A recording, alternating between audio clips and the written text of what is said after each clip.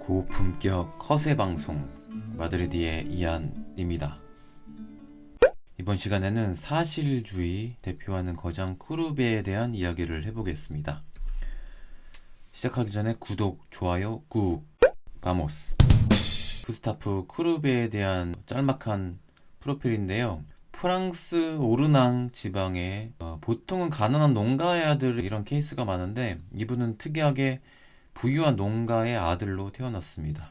무정부주의 운동권 화가라고, 프랑스 사람이지만 스위스에 말년에 망명을 가서 스위스에서 객사를 했습니다. 자, 대표작으로는 화가의 화실, 오르낭 백작의 장례식, 세상의 기원이라는 작품이 있죠.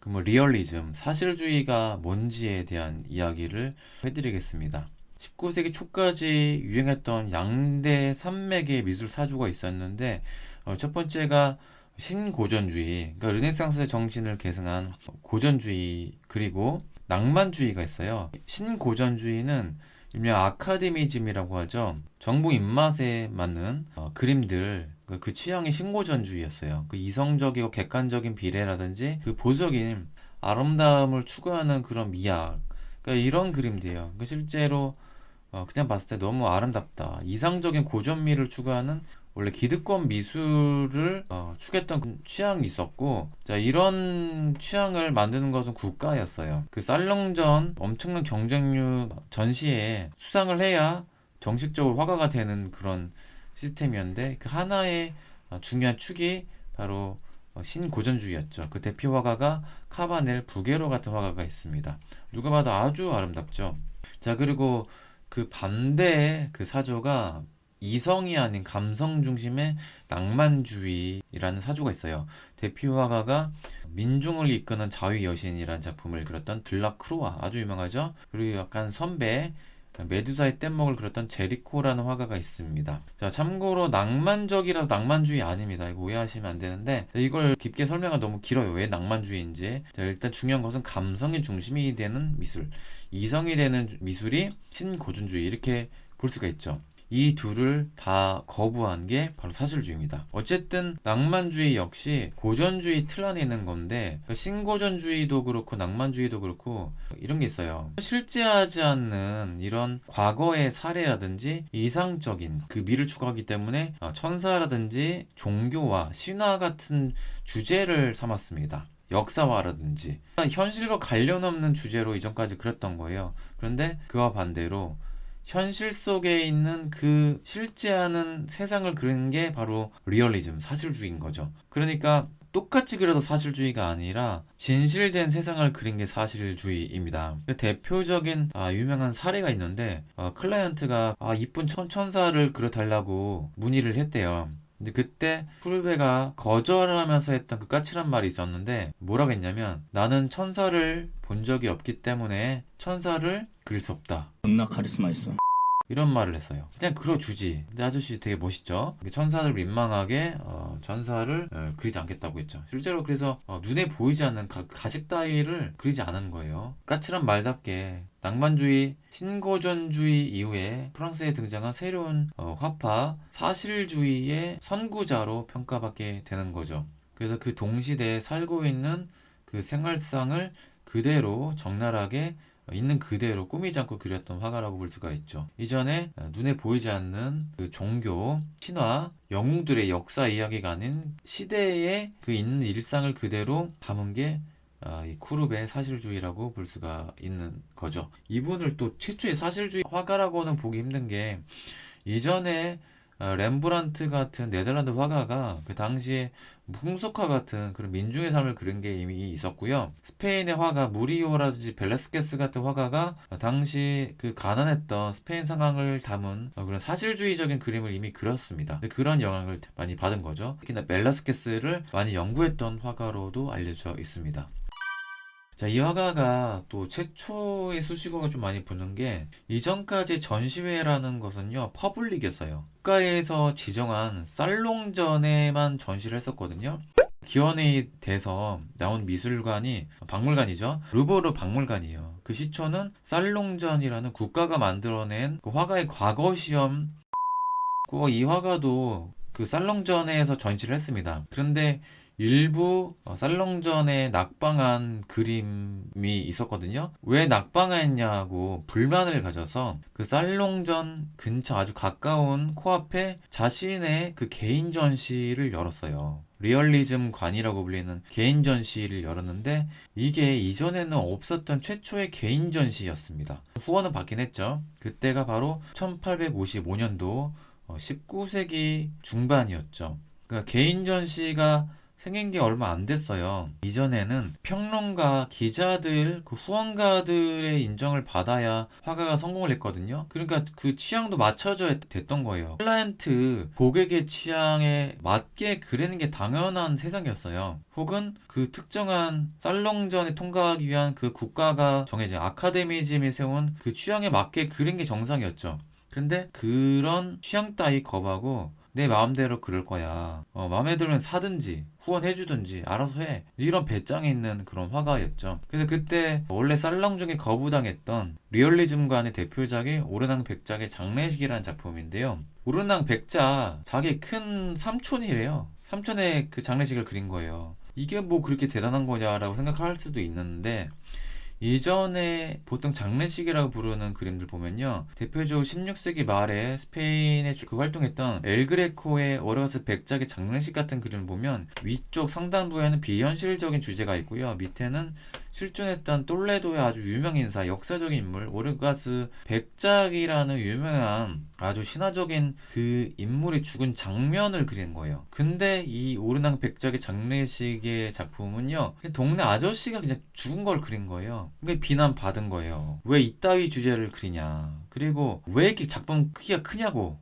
그것 때문에 거절을 당했던 거죠. 이 주제를 선택한다는 게 당시에는 아주 파격적인 시도였다는 게 되게 중요했던 거죠. 그 쿠르베 입장에서는 역사적 신화 따위 혹은 역사화가 중요한 게 아니라 내가 사는 이 세상에 내 일상의 주제가 더 중요하다는 것을 보여주는 거죠. 자, 그리고 아주 유명한 대표작 중에 하나가 화가의 작업실, 부제로는 7년간의 나의 예술적, 도덕적 생활이 요약된 참된 알레고리라는 그 작품인데요. 사실주의가 뭔지, 쿠르베의 가치관이 뭔지를 보여주는 재밌는 작품입니다. 그래서 이 가운데에 그림 그리는 화가는 쿠르베 자신이란 것을 알 수가 있고 대략적으로 보면 누드 모델이 하나 있고요. 그 다음에 그림에 호기심을 갖는 이 아이가 있어요. 그 좌우측에는 뭔가 상반된 이 사람들 옷차림새도 그렇고 뭔가 좀 달라 보이는 사람들이 있습니다. 여기서 좀 중요한 게 뭐냐면 그림 그리는 자신의 모습을 그렸다라는 개념 어디서 많이 본 개념 아닌가요? 제 방송 많이 보신 분들은 눈치채셨을 거예요. 바로 벨라스케스죠. 벨라스케스의 시녀들의 어느 정도 영감을 받았다고 저는 봅니다. 오른쪽 인물들을 보면 먼저 왼쪽부터 브리아스라고 해서 후르베를 후원했던 그런 자본가였습니다. 최초의 아나키스트라고 평가받는 쿠르베에게 많은 영향을 줬던 또 그림 클라이언트 모델이기도 했어요. 푸르동이라는 혁명가, 쿠르베가 개인적으로 존경했던 그런 분이죠. 그리고 사실주의 문학 그 작가로 유명한 샹플레리, 그리고 악의 꽃으로 아주 유명한 작가죠. 자, 보들레르라는 그 쿠르베도 지인 친구들이에요. 그러니까 쿠르베를 후원했던 그 지식인들이라고 볼 수가 있죠. 어쨌든 그 엘리트 계층입니다. 이들은. 자, 그리고 왼쪽에는 이런 구걸하는 사람, 불황자들, 뭐 몸파는 그 매춘부도 있다고도 하고 성직자, 가난에 허덕이는 그 일반 민중들, 서민들을 그려놨어요. 그리고 뭔가 예수님처럼 보이는 순교자의 모습도 그려놨습니다. 그리고 이 인물은 나폴레옹 3세를 모티브로 그린 그 사냥꾼으로 또 묘사되는 그런 건데 아래쪽에 있는 사물을 보면 모자 그리고 이 기타는 낭만주의를 상징하는 그 알레고리라고 해요. 평소에 쿠르베가 정말 경멸했던 나폴레옹 3세예요. 왜냐면 이 사람이 공화정으로 최초의 프랑스 대통령인데 쿠데타를 일으켜서 스스로 그 또 왕이 됐거든요. 그래서 정말 쿠르베가 경멸했던 그 나폴레옹 3세를 사냥꾼으로 묘사했다는 거, 그리고 낭만주의 상징을 바닥에 배치했다는 거, 낭만주의의 몰락을 또 의미한다고도 많이 평가를 해요. 자, 근데 여기서 좀 이상한 게 있어요. 좀 눈여겨봐야 될 게 있는데 뭐 이 누드 모델을 뭐 상징하는 게 뭐 순수함 이런 말도 있어요. 뭐 미술을 상징하는 뭐 뮤즈라는 뭐 상징도 있는데요. 근데 어쨌든 그 오른쪽 부르주아들 혹은 뭐 자본가들 상류층 계급이죠. 이제 이들을 등지고 있고요. 그리고 누드 모델을 등지고 있어요. 그러니까 이 고급 취향, 그 신고전주의를 그릴 때 항상 누드 모델을 그리잖아요. 이것 따위 무시하고 나는 민중의 편에 서서 현실을 그리겠다라는 게 크루베의 의지일 수도 있어요. 근데 좀 이상한 게 있어요. 이쪽 이 서민들을 향해 있는데 누드 모델 그 자본가는 내 뒤에 있고요. 그런데 이들을 그린 게 아니라 여기서는 자연을 묘사하고 있습니다. 그러니까 쿠르베이의 그 말에 따르면 아무리 잘 그리는 그 예술가의 그림들 다 합해도 자연의 그 아름다움에 1도 못 미친다라는 비슷한 말을 했거든요. 그건 생각해 봐야 될 것 같은 게 왜 민중들 앞에 놓고 어느 누구도 그린 게 아니라 자연을 그릴까?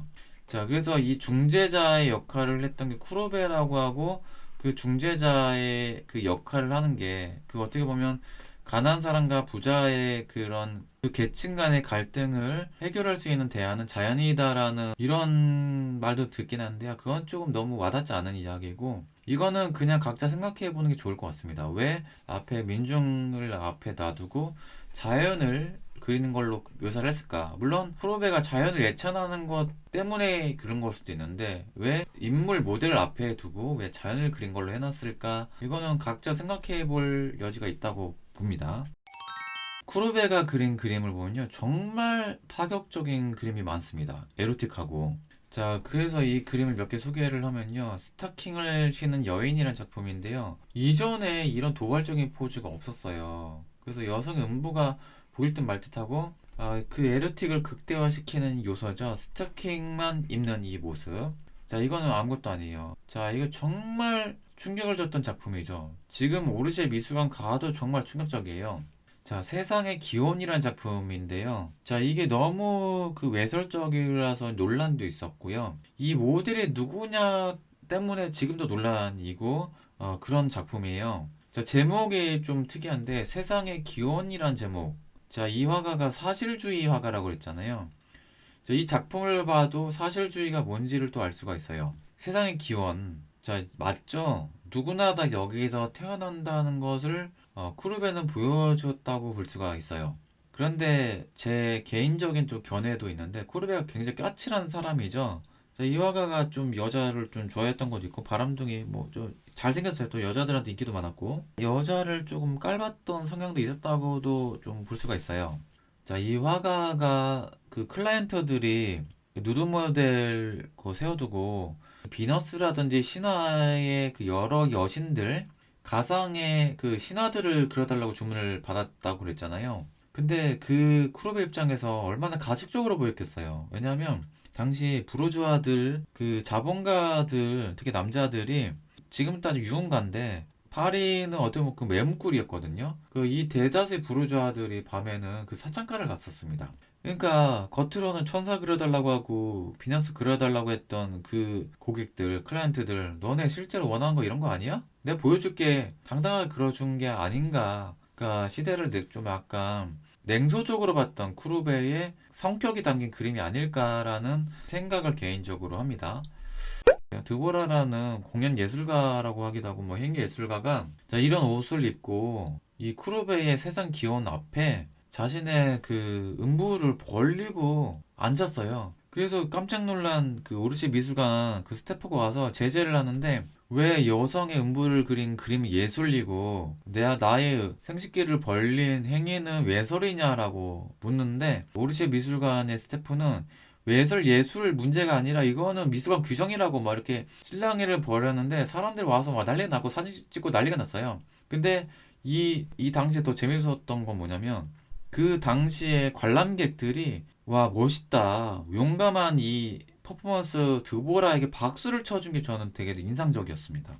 논란이죠. 그 관정이라고 볼 수가 있고 뭐 용감한 행동, 뭐 예술이라고 볼 수도 있는데 어쨌든 이 행위 때문에 예술가는 뭐 당연히 유명해졌겠죠. 이 작품 보면요, 동성애 개념까지 들어가 있죠. 당시 이전에 아무리 파격적인 외술적인 예술이라고 해도 이런 주제를 함부로 쓰긴 힘들었던 시대였거든요.